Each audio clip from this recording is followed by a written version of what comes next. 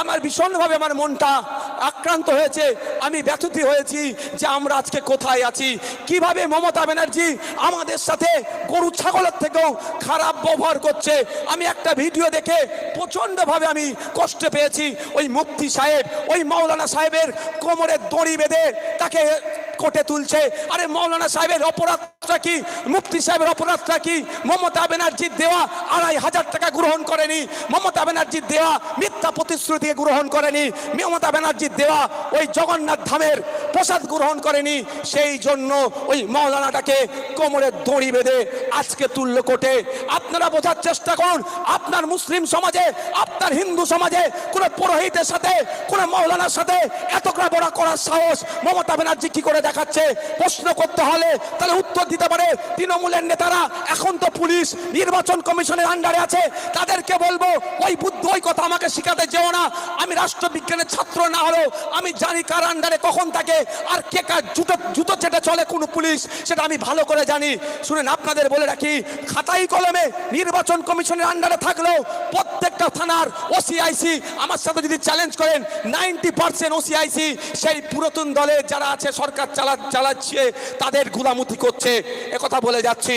কিন্তু আপনাদের জানতে হবে, ভাবতে হবে, এই মাওলানা সাহেব রাতে যখন শুয়েছিল এতটুকু পর্যন্ত সময় দেয়নি। ও একটা জামা পরবে, ভেতরে একটা গেঞ্জি পরিয়ে তার কোমরে দড়ি বেঁধে তাকে কোর্টে তুলছে। আমি বিশ্বাস করুন, আমি আর থাকতে পারিনি যে আমাদের নেতা কি হবে, আগামী দিনে আমাদের হয়ে কথা কে বলবে? রোহিত বামুলাকে এরাই খুন করেছে, চুনি কোটালকে এরাই খুন করেছে, আর আজকে মাওলানাটাকে ওই রকম ভাবে মুফতিটাকে তুললো। পশ্চিম বাংলার এত মুসলমানদের নেতা কোথায় গেল? তাদের মুখে কথা নেই কেন? বিশ্বাস করুন, আমি মাথা ঠিক রাখতে পারছি না যে আজকে কোন জায়গায় দাঁড়িয়েছেন আপনারা। আপনারা আমাকে বিজেপির দালাল বলছেন, আর আজকের দিনে একটা মুফতি সাহেবকে কোমরে দড়ি বেঁধে কোটা তুলছে, আপনাদের মুখে কথা নাই। আর কবে আপনারা কথা বলবেন? বাবার সময় এসেছে, প্রতিনিধি তৈরি করুন, আপনারা কথা বলবে। বিকাশ স্যারকে পাঠান, সবাই পাঠান, তাপস দাকে পাঠান, শামসুর স্যারকে পাঠান, প্রিয়াঙ্কাকে পাঠান, ওই মীনাক্ষীদিকে পাঠান, আপনার হয়ে কথা বলবে। না হলে দিন আসছে আপনার মেয়েকে তুলে নিয়ে গিয়ে ধর্ষণ করবে, আপনার হয়ে কিন্তু কেউ কথা বলবে না। ভাবতে পেরেছেন কোন জায়গায় দাঁড়িয়েছি আমরা?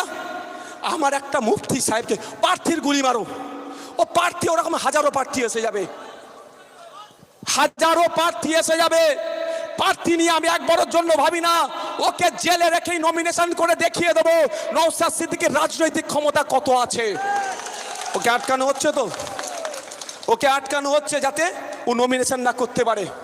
কিন্তু আমি আপনাদের বলছি, ওকে জেলে রেখেই আমি নমিনেশন যদি না করাতে পারি, তখন বলবেন ভাইজান আপনার রাজনৈতিক ক্ষমতা কমে গেছে, আমি করে দেখিয়ে দেবো। কিন্তু আমার প্রশ্ন এটাই, আপনার হয়ে বলার লোক কোথায়? আজকে যে অন্যায়টা করলো, এটা কি ভালো ভেবে নেবেন আপনি?